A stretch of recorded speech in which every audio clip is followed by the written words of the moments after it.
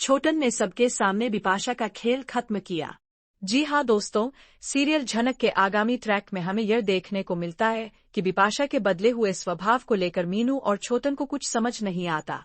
लेकिन मीनू और छोटन समझ जाते हैं कि जरूर कुछ गड़बड़ है, बिपाशा बदली नहीं है। इसलिए मीनू और छोटन ठान लेते हैं कि वह बिपाशा पर नजर रखेंगे।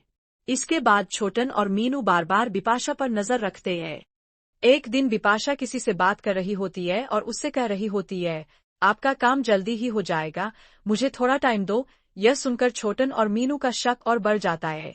अब छोटन और मीनू बिपाशा का पीछा करने लगते हैं, लेकिन आगामी ट्रैक में हमें यह दिखाया जाएगा कि बिपाशा अपनी गटिया बाप से मिलने के लिए फिर से बाहर जाती है। इस बार छोटन और मीनू बिपाशा का पीछा करते हुए एक रेस्टोरेंट पहुंच जाते हैं।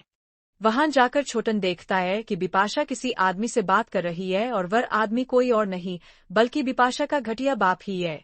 यह देखकर छोटन के होश उड़ जाते हैं और उसे समझ नहीं आता कि बिपाशा इससे क्या बातें कर रही है। तब छोटन छुपकर उनकी बातें सुनने लगता है।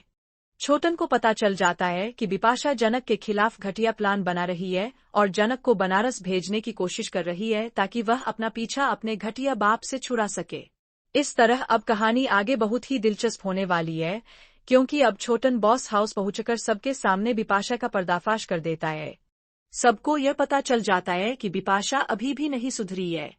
यह जानने के बाद अनिरुद्ध और जनक के तो होश उड़ जाते हैं। साथ ही जनक बिपाशा से कहते हुए नजर आता है, मुझे लगा था कि आप सुधर गई है और इसी वजह से मैंने आपका इतना साथ दिया, लेकिन आप तो मुझे ही धोखा दे रही थीं। अगर आज छोटन और मीनू नहीं होते तो तुम मेरे साथ बहुत बुरा कर चुकी होती, और तुम मेरे बारे में इतनी घटिया बात सोचने की हिम्मत भी कैसे कर सकती हो। तो आगे क्या होता है, इसके लिए सीरियल से जुड़े लेटेस्ट अपडेट देखना बिल्कुल ना भूलें।